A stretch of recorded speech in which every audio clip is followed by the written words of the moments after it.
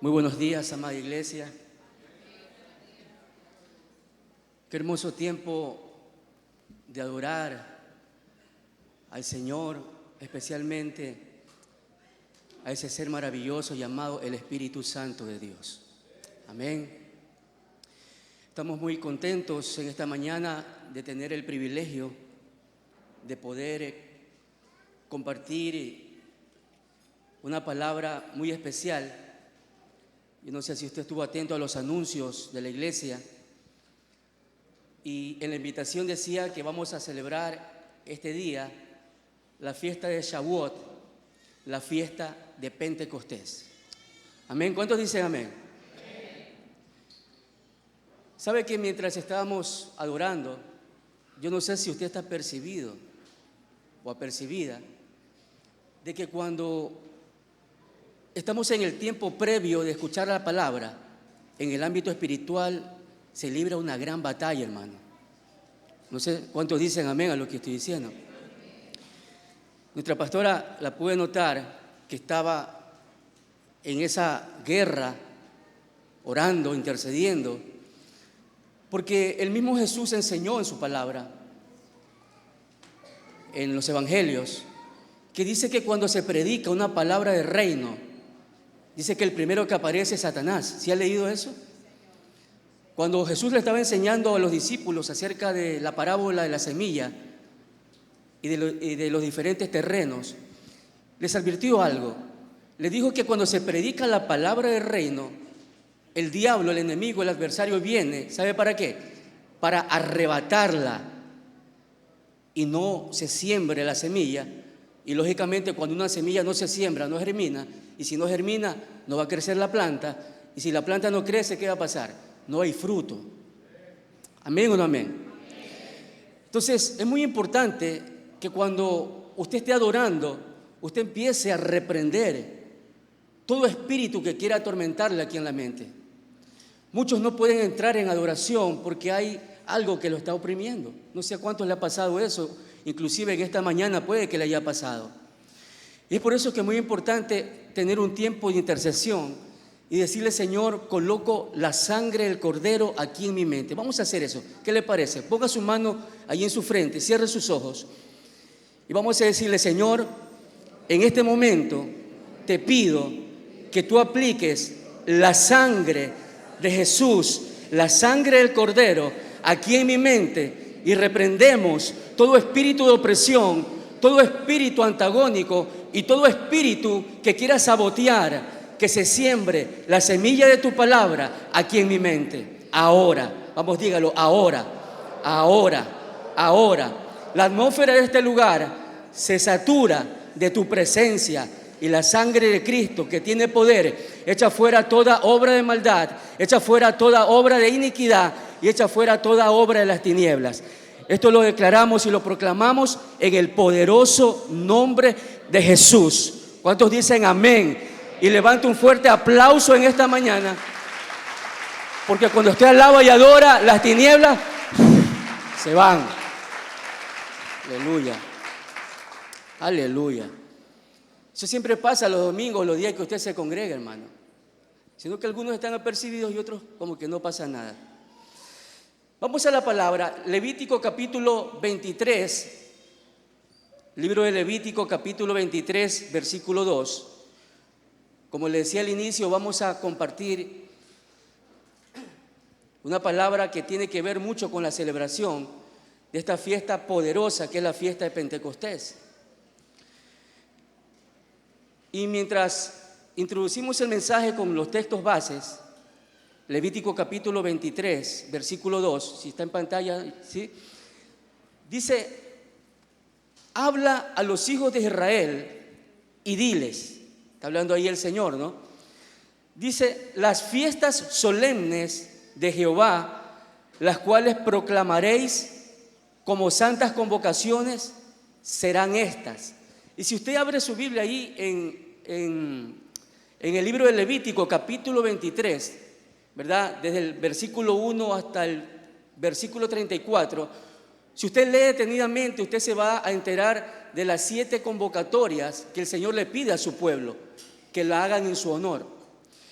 Y en el versículo 15 al 16 del capítulo 23 del Levítico, dice: y contaréis desde el día que sigue al día de reposo, desde el día en que ofrecisteis la gavilla de la ofrenda mecida, subraya ahí en su Biblia, 7 semanas, cumplidas serán, versículo 16, hasta el día siguiente del 7º día de reposo contaréis, ¿cuántos dice allí? 50 días. Si tiene una plumita ahí, subraya ahí 50 días. Entonces ofreceréis el nuevo grano a Jehová.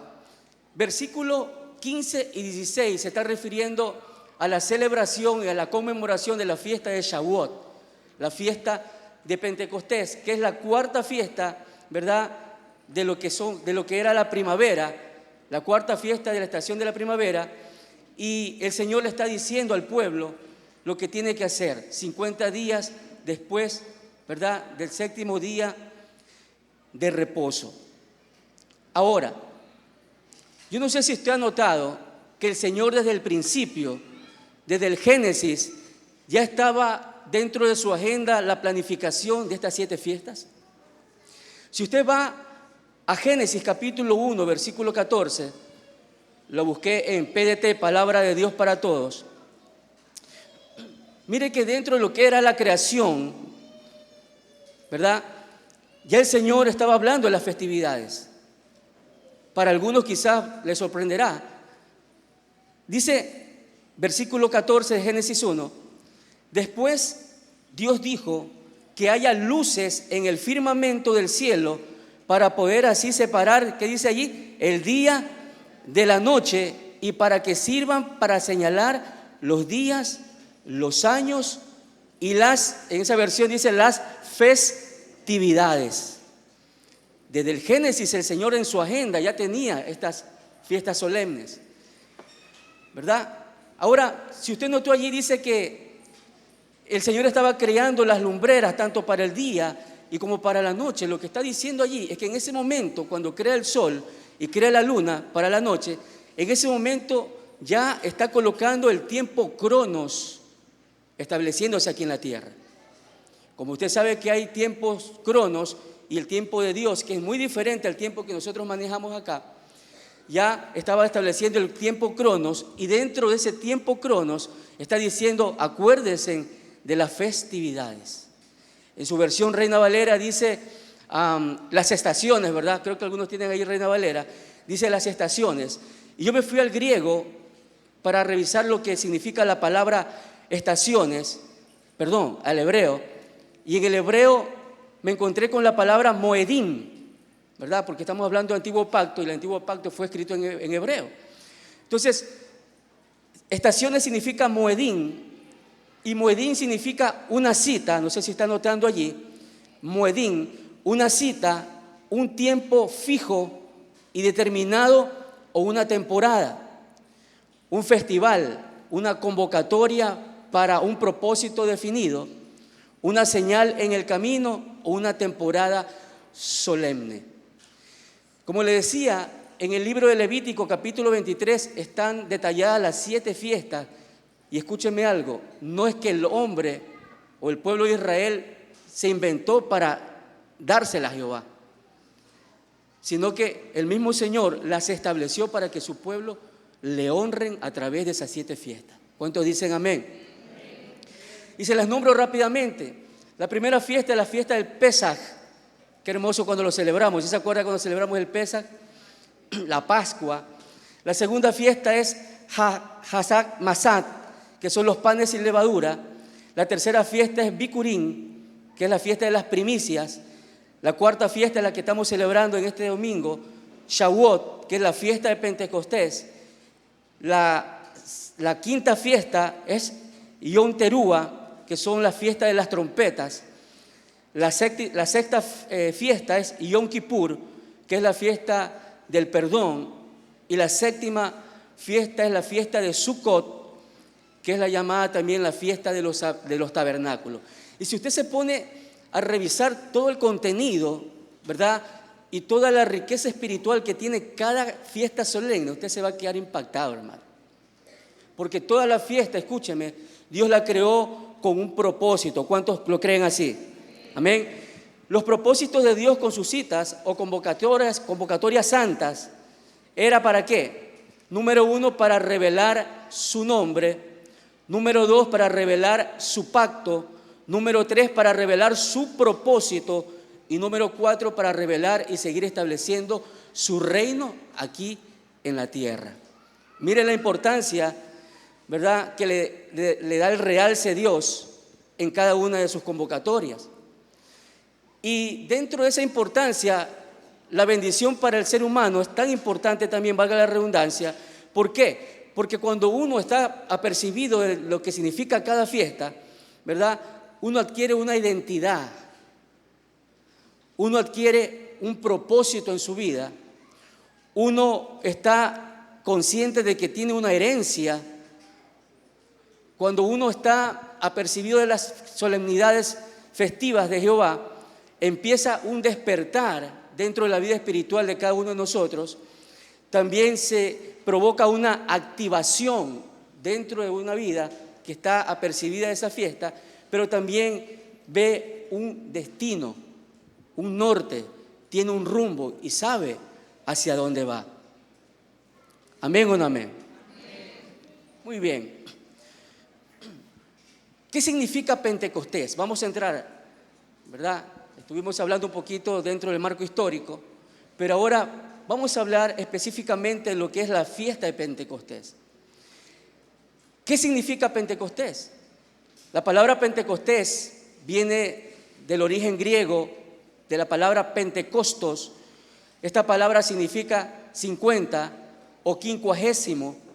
Era un festival judío anual, también conocido como las fiestas de las semanas, y era una celebración de los primeros frutos de la cosecha. ¿Qué significa Pentecostés? 50 o 50. Eso significa Pentecostés. Ahora, la fiesta de las semanas tomó el nombre de Pentecostés debido a que se celebraba en el día 50 a partir del mesido de la gavilla, o sea, 50 días después. ¿Estamos bien hasta allí? ¿Cuántos dicen amén? Muy bien. Ahora, el Pentecostés fue 50 días después de que el pueblo de Israel celebrara la Pascua en Egipto. 50 días, usted recordará cuando celebraron la Pascua, ¿verdad? Pero antes de la Pascua, dentro de lo que es la historia del pueblo de Israel, creo que usted sí lo ha leído, dice que el pueblo estaba en gran opresión dentro de lo que es el imperio egipcio. Estaba viviendo ¿en qué? En esclavitud. Tenían a ese pueblo oprimido, a ese pueblo subyugado, ¿verdad? Y ¿sabe qué? Me impactó mucho cuando estaba revisando un poco dentro de la cultura egipcia. No sé si usted sabe que dentro de los escritos de lo que estaban impregnados en los ladrillos, la famosa escritura cuneiforme, dice que cuando se quería hablar acerca de un extranjero, ¿sabe cuál era la imagen que colocaban ahí? Una persona atada de pies, una persona atada de pies y de manos y con la cabeza sangrante, golpeada. O sea, imagínense cómo los egipcios, a la cabeza, el faraón, quería impregnar dentro de su cultura que cada vez que se habla de un extranjero, se lo viera de esa manera, se lo viera oprimido, se lo viera atado y golpeado. Entonces, ¿qué hace el Señor? Manda a Moisés y levanta a un hombre llamado Moisés y le dice que vaya a hablar con el faraón. ¿Y sabe qué? En el libro de Éxodo dice la palabra que va Moisés y Aarón y se presentan delante de faraón y le dice: Jehová, el Dios de los israelitas, te ordena que sueltes y dejes ir a su pueblo. ¿Se ha leído? Y cuando dice deje ir a su pueblo, es por un propósito. ¿Y cuál es el propósito? Que vaya a adorarle y a celebrar fiesta en el desierto. ¿Cuántos dicen amén? O sea que para la salida de Egipto había un propósito, que el pueblo vaya a adorarle y que el pueblo vaya a celebrarle la fiesta ahí en el desierto. ¿Y sabe qué? Exactamente ocurre eso en nosotros. Yo no sé si usted desde este momento ya empieza a celebrar esa libertad que el Señor hizo con cada una de nuestras vidas. ¿Cuántos están libres en este momento? ¿Cuántos han sido libres del pecado? Así que si usted ha sido libre de esas cadenas del pecado, usted está celebrando el Pentecostés. ¿Cuántos dan un fuerte aplauso de celebración? Celebraban la salida de la esclavitud de Egipto. Ahora Cristo nos ha liberado del pecado y hemos sido libres porque hemos salido de la esclavitud. Amén. ¿Cuáles son los acontecimientos que se celebran en la fiesta de Pentecostés? Vamos al libro de Éxodo, capítulo 24, versículo 12 al 17. Vamos a leerlo versión Biblia de las Américas. Porque el primer acontecimiento que se celebra y se recuerda en Pentecostés es la entrega de las tablas de la ley a Moisés en el monte Sinaí, 50 días después del Éxodo. Dice la palabra, y el Señor dijo a Moisés, sube hasta mí. ¿A dónde le dice? Al monte, y espera allí. Y te daré las tablas de piedra con la ley y los mandamientos que he escrito para instrucción de ellos. Versículo 13. Y se levantó Moisés con Josué su ayudante, y subió Moisés al monte de Dios, y dijo a los ancianos, esperadnos aquí hasta que volvamos a vosotros. Y aquí Aarón y Hur están con vosotros. Mire que le dejó encargado al pueblo, ¿no? Y el que tenga algún asunto legal, acuda a ellos. Entonces subió Moisés al monte, y mire lo que pasó allá. Y la nube cubrió el monte, versículo 16, y la gloria del Señor reposó sobre el monte Sinaí. Y la nube lo cubrió por 6 días, y el séptimo día Dios llamó a Moisés de en medio de la nube. A los ojos de los hijos de Israel, la apariencia de la gloria del Señor, ¿cómo era? Era como un fuego consumidor sobre la cumbre del monte. Yo no sé si usted se puede imaginar esa escena ahí en el Sinaí. El Señor lo manda a ver a Moisés. Y de repente dice que aparecen truenos, relámpagos y una nube espesa empieza a descender allá en la cumbre de ese monte. Y lo más impresionante es que dice que la apariencia de la gloria del Señor era como un fuego consumidor. Algunos estudiosos y teólogos bíblicos dicen que en ese momento ocurrió el primer Pentecostés. El Pentecostés del antiguo pacto ocurrió en el Sinaí. Porque era tanto el impacto de la presencia de Dios que todo ese lugar se nubló y se apercibía la apariencia de la gloria de Dios como un fuego consumidor. Y mire lo tremendo que es. Si usted sigue leyendo más adelante, dice que Moisés se quedó allí en ese monte Sinaí 40 días y 40 noches sin comer y sin beber. O sea, estaba en un ayuno tremendo allá. Y como Moisés no descendía de esa montaña, ¿sabe lo que pasaba acá en el campamento de los israelitas? Ya estaban como desesperados, no desciende Moisés. Y pensaban que se había muerto Moisés allá arriba. Y empezaron ¿a qué? Empezaron a pedir dioses, que le crearan dioses para adorar. Y le piden a Aarón que le empiece a crear o a formar dioses, ¿verdad? Dioses paganos. Y este hombre cae en la tentación y ¿sabe lo que hace? Empieza a pedir los zarcillos de oro de las mujeres, de los hijos del pueblo de Israel, de los niños, y empiezan la recolección del oro, funden el oro y en ese momento lo tallan y crean un becerro. Ese es el famoso becerro de oro. Y empiezan a adorar ese ídolo y empiezan a adorar lo que no debían de adorar. ¿Cuántos dicen amén? ¿Sabe que eso nos pasa muchas veces a nosotros?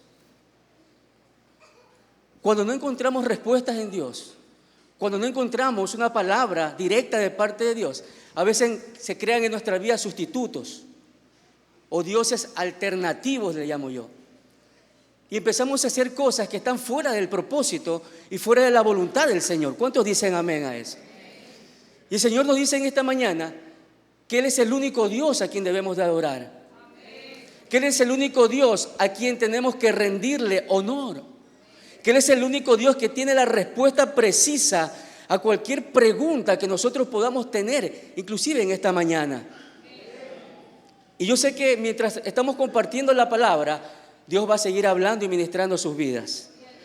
Amén. Entonces se crean Dios, ese becerro, y empiezan a adorarlo. Y a veces como que nada difiere con el pueblo que ahora, dice la pastora, se pastorea en las iglesias. Porque hay dioses, hay muchos dioses, inclusive el apóstol en su consejería recomienda un libro, ¿no? Derribando los dioses que llevamos dentro, hermano. No sé cuántos han leído ese libro. Amén. Derribando los dioses que llevamos dentro. Y hay una cantidad de dioses, hermano.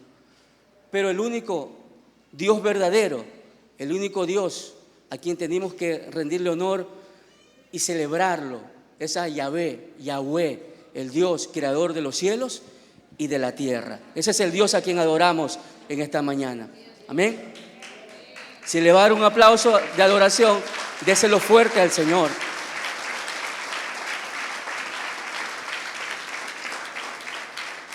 Jeremías capítulo 31, versículo 31 al 33, palabra de Dios para todos.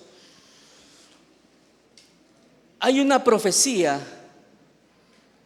que se suelta ahí en Jeremías 31 al 33. Versículo 31 dice: el Señor, llegará el día en que haré, dice allí, un nuevo pacto con Israel y con Judá. No será, dice, como el que hice con sus antepasados. ¿Se acuerda? Ahí en el Sinaí y abajo en el campamento lo que pasó.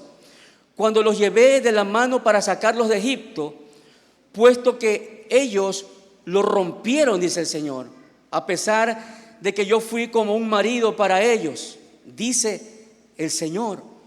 Versículo 33. Este es el pacto que haré con el pueblo de Israel después de esos días, dice el Señor. Pondré mi ley dentro de ellos y las escribiré ya no en tablas, sino ¿en dónde? En su corazón, y yo seré su Dios y ellos serán mi pueblo. En el Sinaí, el Señor con su propio dedo empieza a esculpir en 2 tablas de piedra los 10 mandamientos.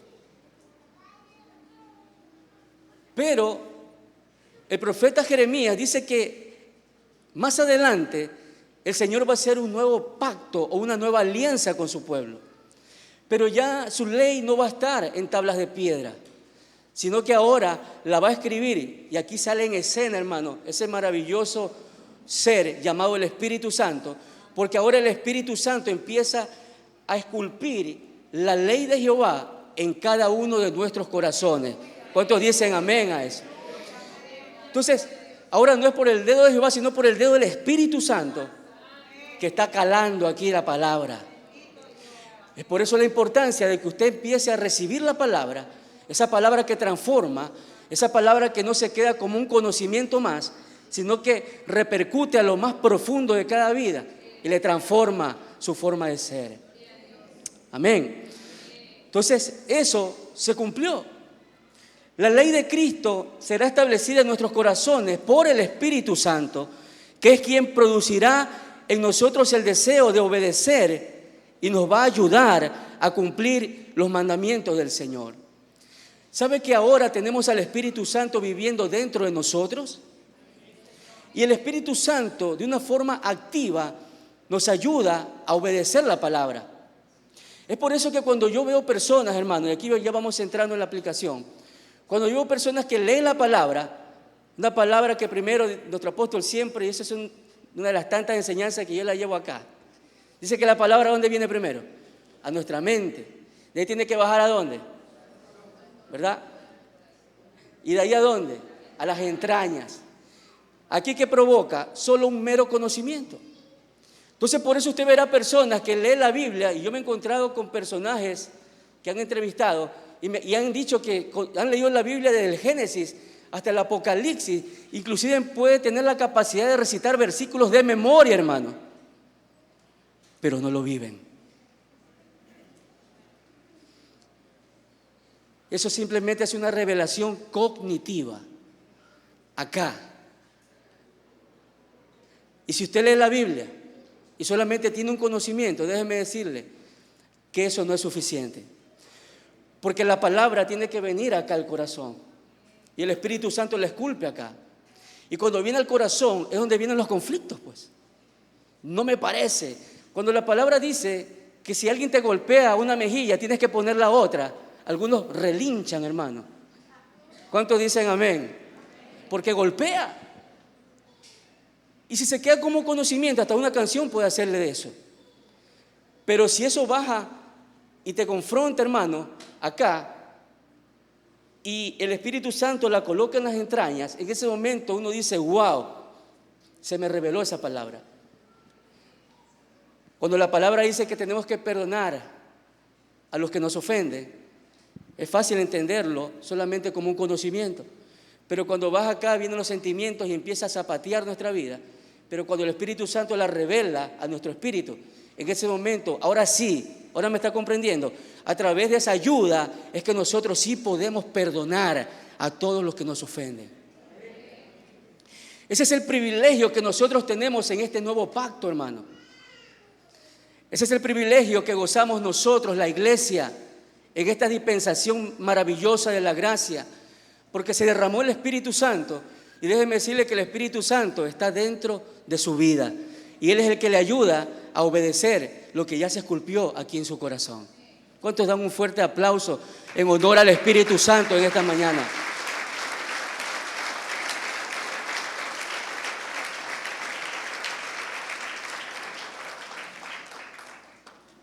Libro de Hechos, capítulo 2, versículo del 1 al 4, porque la segunda actividad o acontecimiento que se celebra en Pentecostés es el derramamiento del Espíritu Santo en el aposento alto.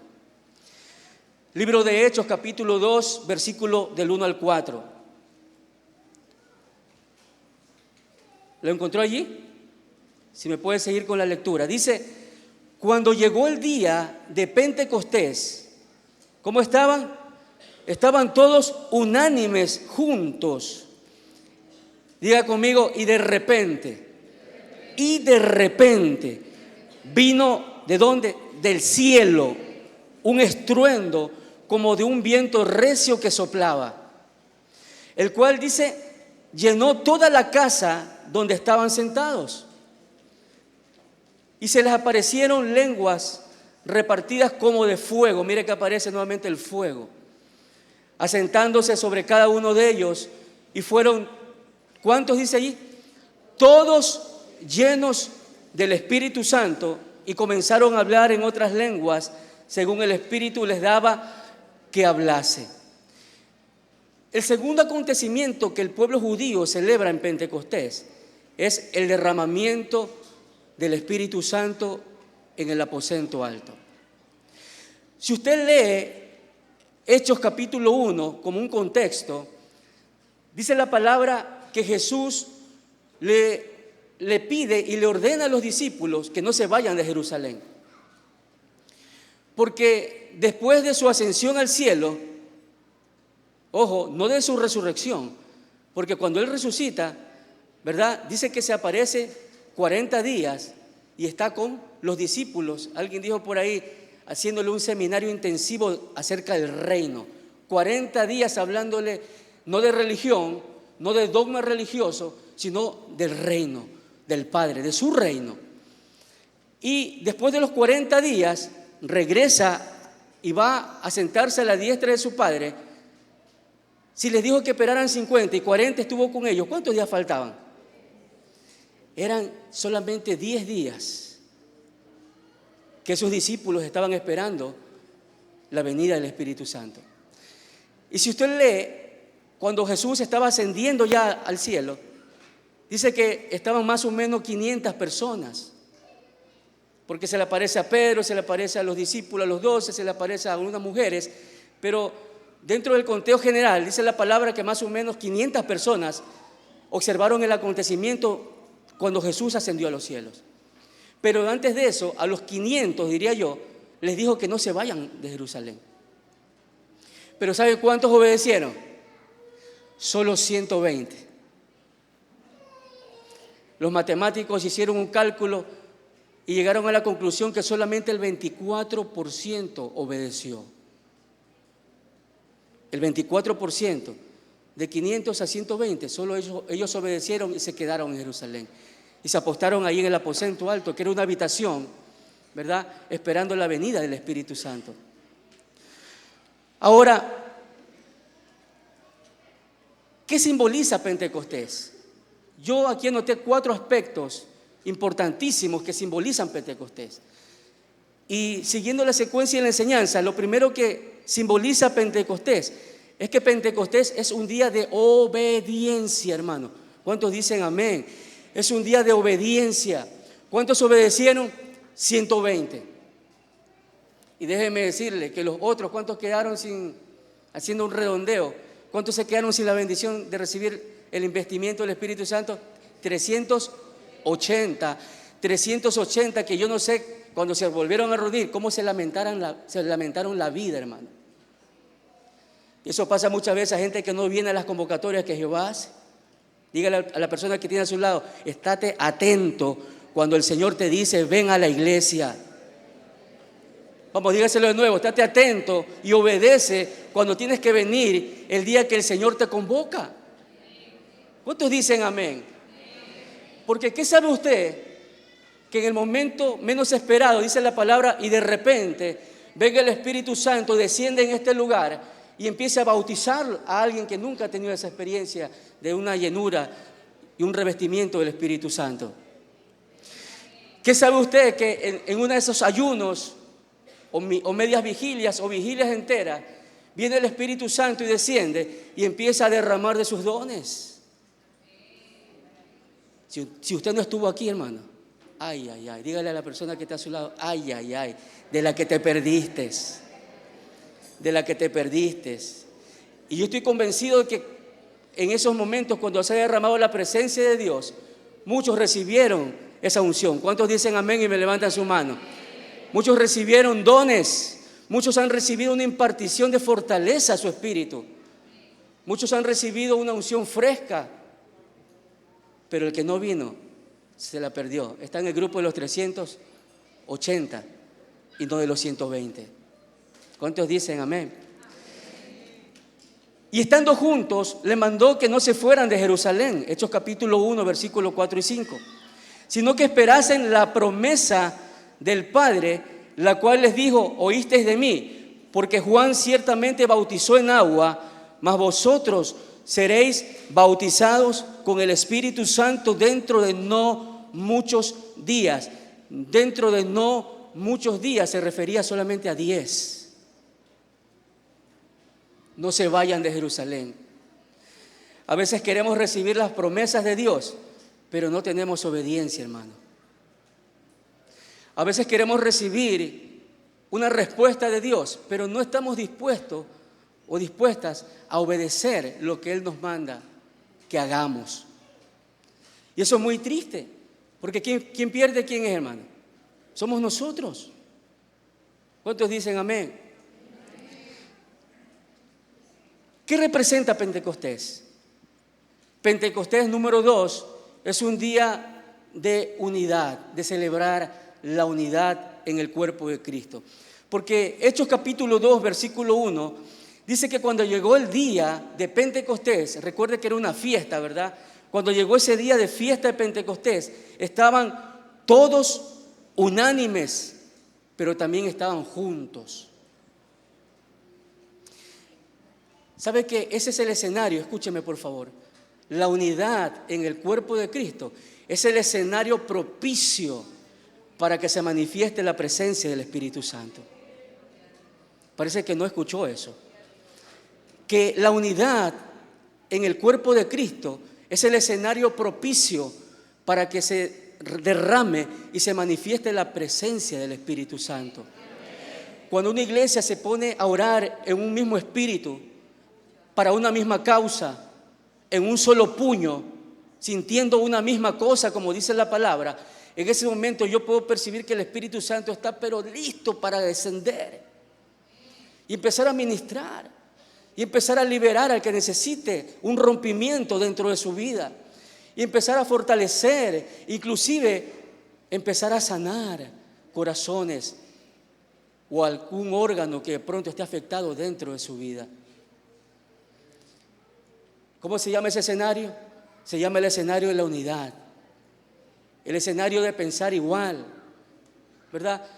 Alguna vez escuché, haciendo un paréntesis, a alguien que dijo: yo no voy a la iglesia porque yo soy la iglesia. ¿Se ha escuchado eso?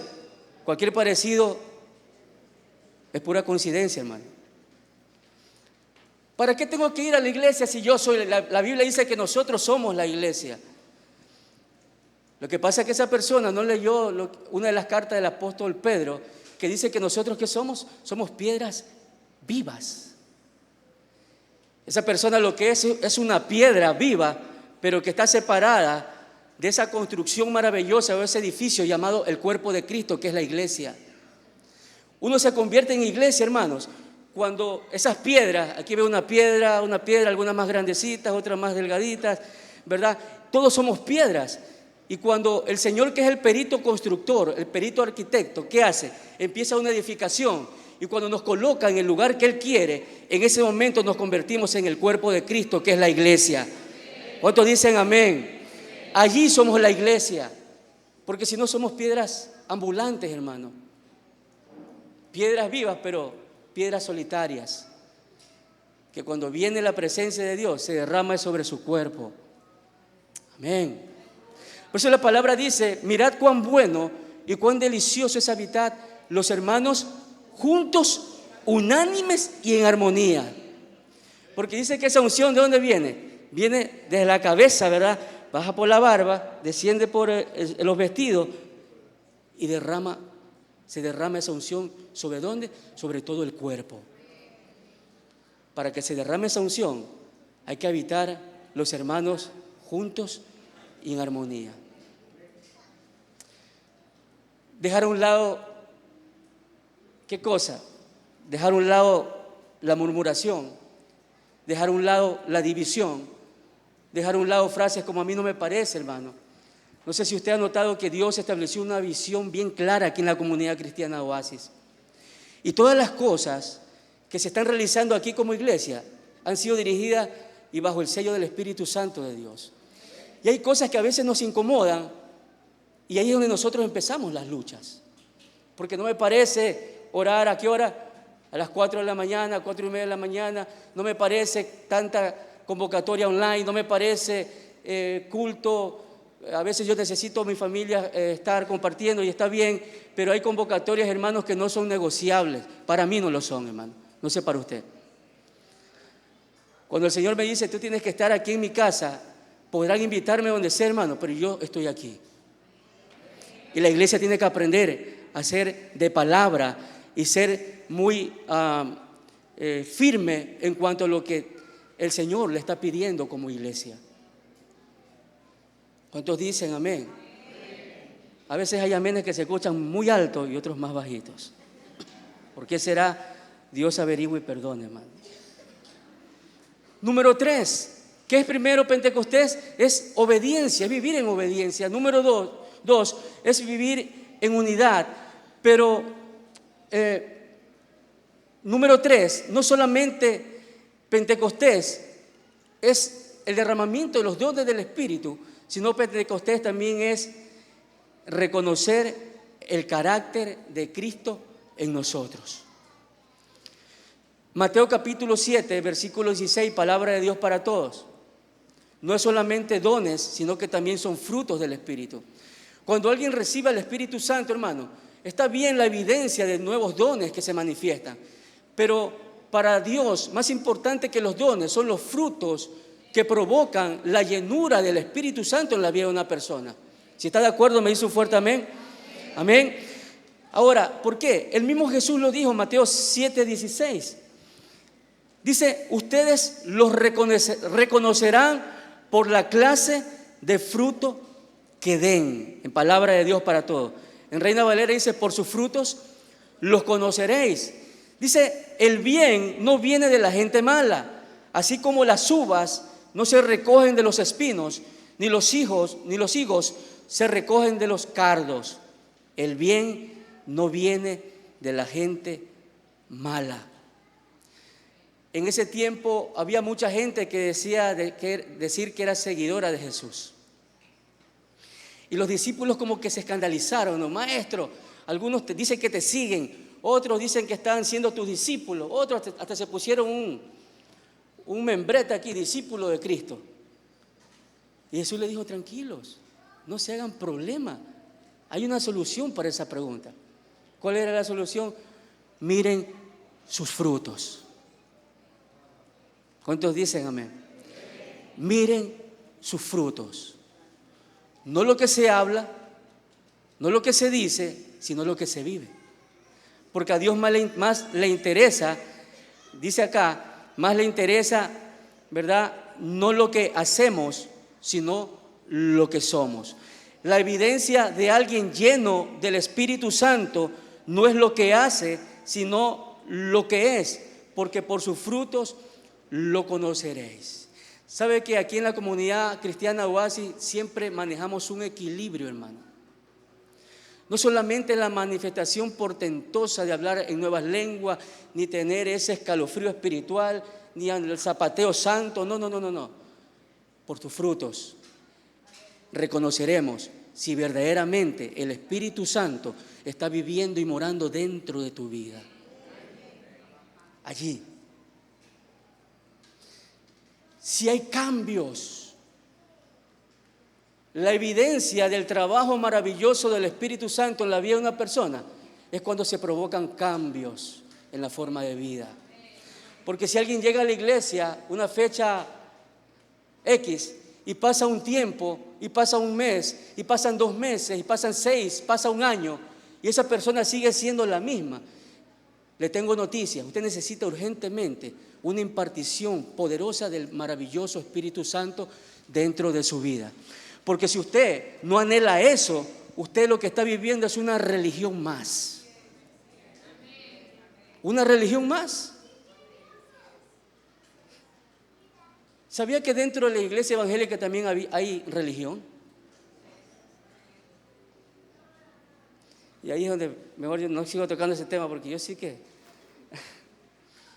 le doy durísimo a eso.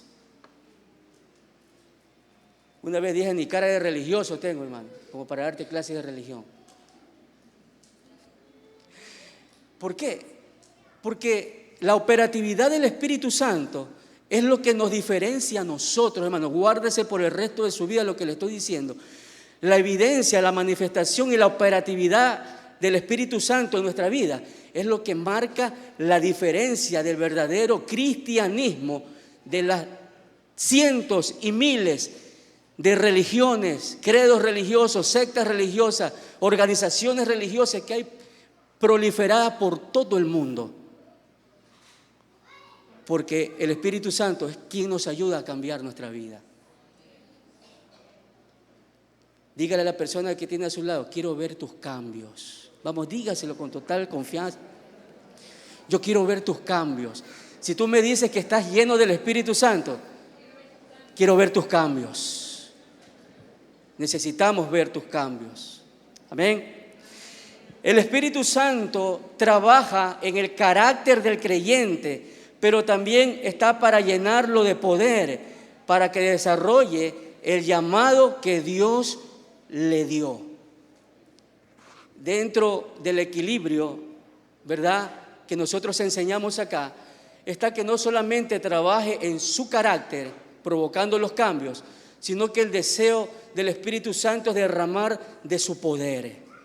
La palabra en Hechos 1:8 dice, pero recibiréis poder cuando haya venido ¿quién? El Espíritu Santo. ¿Para qué? Para que me seáis testigos en Jerusalén, en Judea, en Samaria y hasta lo último de la tierra.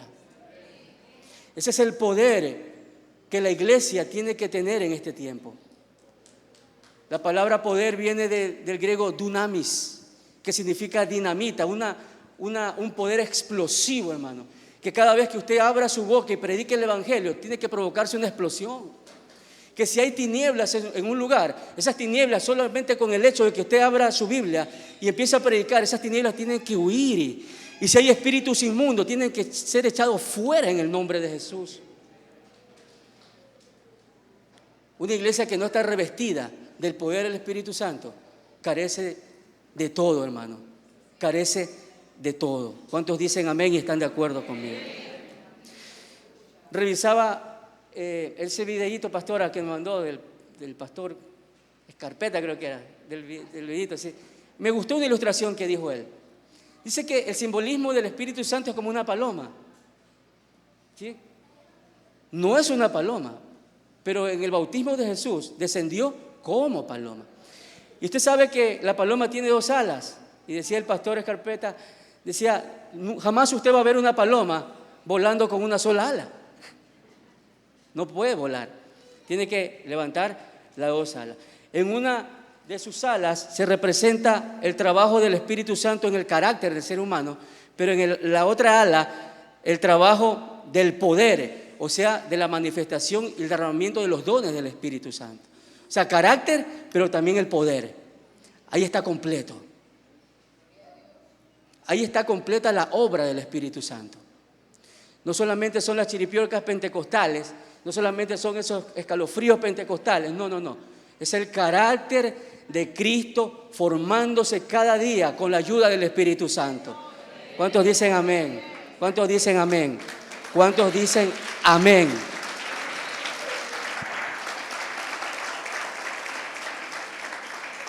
Es el Espíritu Santo que provoca los cambios en la vida de las personas. Pero también pasó algo poderoso narrado en Hechos capítulo 2, versículo 43, número 4. El Pentecostés produce un temor reverente a la presencia de Dios, hermano. Y ese tema se lo está trabajando mucho acá en la iglesia. Y mire que Pentecostés también lo toca. Porque en el versículo 43 de Hechos capítulo 2, dice la palabra, después de esa manifestación gloriosa del Espíritu Santo, dice que sobrevino temor a toda persona y muchas maravillas y señales eran hechas por los apóstoles. Que sobrevino, dice la palabra ahí, y sobrevino temor a toda persona. Es por eso que cuando la presencia del Espíritu Santo está manifestándose en un lugar, usted tiene que ser reverente, hermano. Usted tiene que saber quién está moviéndose en esa atmósfera. Y yo no sé si usted está percibido ya de que la presencia del Espíritu Santo está aquí. Y si la presencia del Espíritu Santo se empieza a manifestar, usted tiene que dejar el celular a un lado, hermano.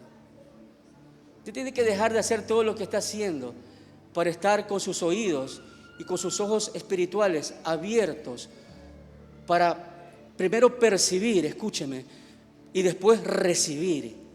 Porque antes de recibir, primero se percibe qué es lo que quiere ministrar el Espíritu Santo en una vida. ¿Sabe que el Espíritu Santo no se mueve así a lo loco, sin un propósito? Cada vez que Él se manifestó en medio de su pueblo, siempre tuvo un porqué y tuvo un para qué. Y sobrevino temor a toda persona. Y esa presencia del Espíritu Santo es la que cuando alguien viene por primera vez, yo no sé si en esta mañana hay alguien que nos visita por primera vez, es la que mientras se está disertando la palabra, es el Espíritu Santo quien está colocando una convicción dentro de su vida.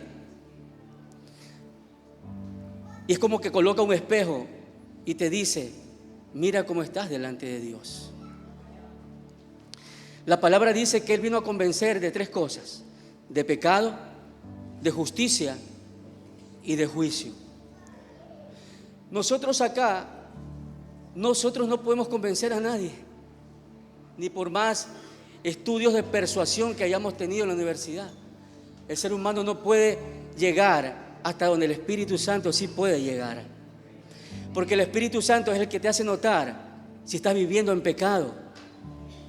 El Espíritu Santo es quien te hace notar si lo que estás haciendo está edificando su vida, está edificando su familia, está agradando o está desagradando a Dios. ¿Convence de qué? Convence de pecado.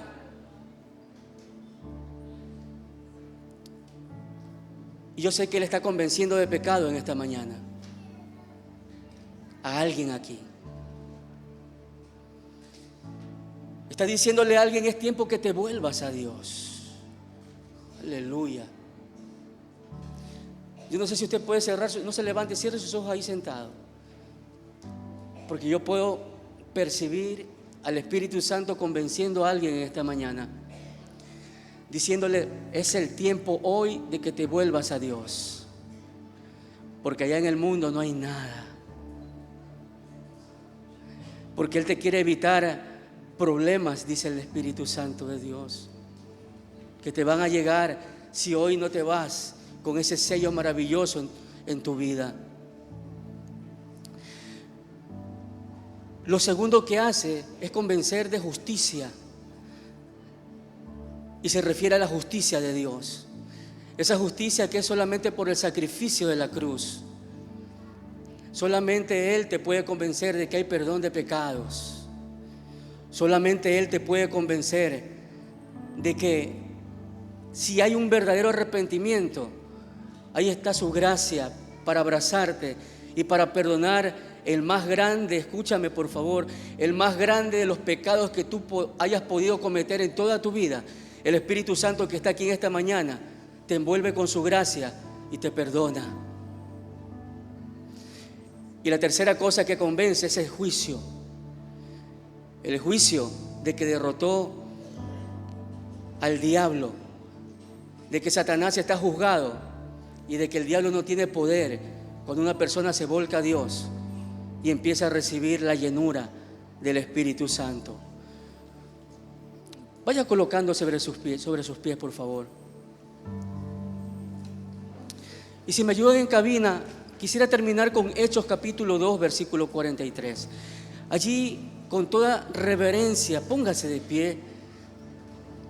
No sé lo que el Espíritu Santo quiere hacer en esta mañana, pero de que va a hacer algo, va a hacer algo.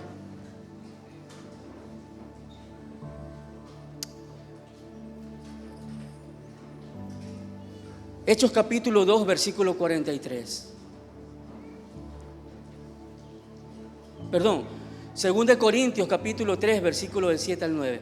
Con eso vamos a cerrar. Yo me quedé impactado en la versión TLA lo que dice allí. 2 Corintios capítulo 3, versículo del 7 al 9. Si nos ayuda, por favor, en pantalla. 2 Corintios capítulo 3, versículo del 7 al 9.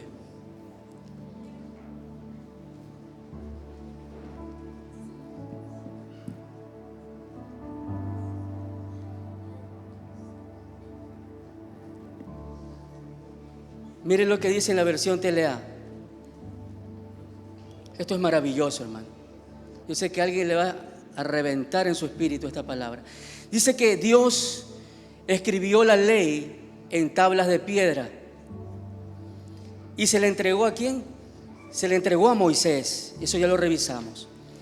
Aquel momento fue tan grandioso, dice el apóstol Pablo, que la cara de Moisés resplandecía después de haber estado 40 días y 40 noches en su presencia.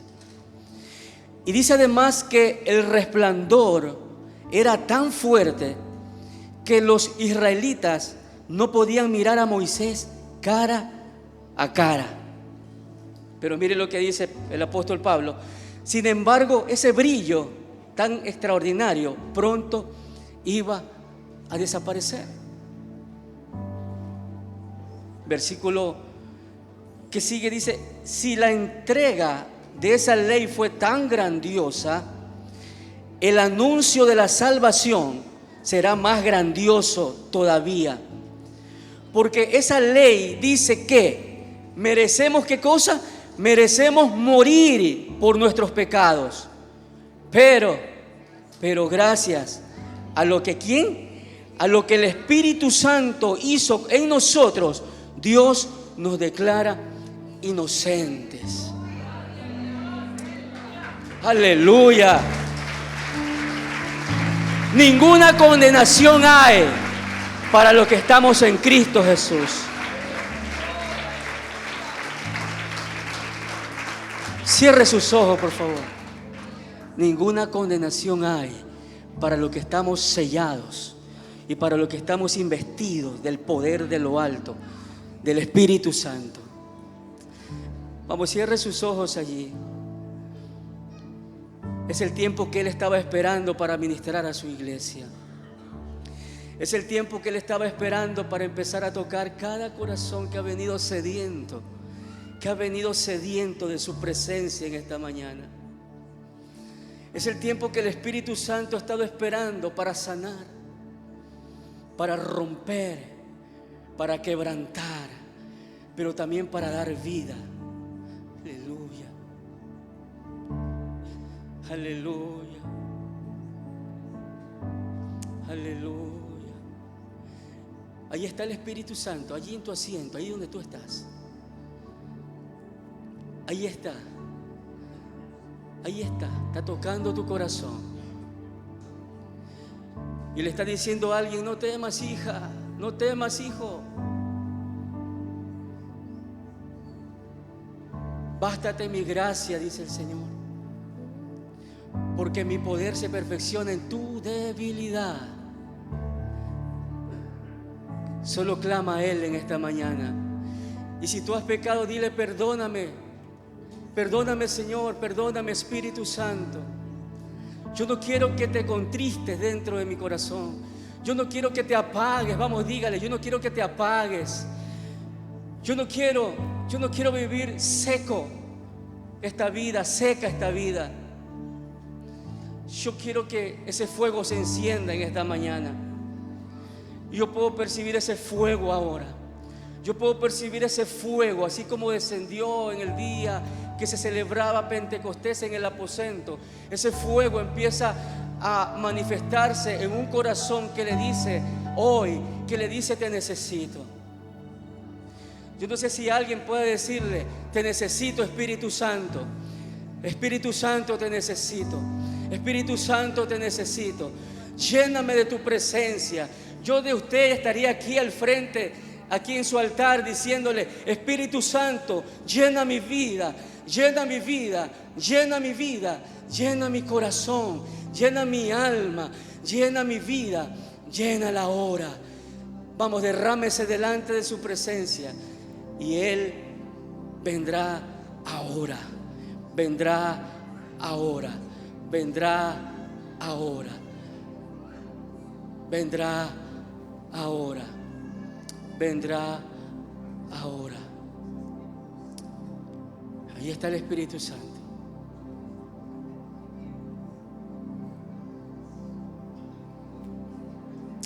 Oh, su presencia, oh, su presencia, oh, su presencia, oh, su presencia.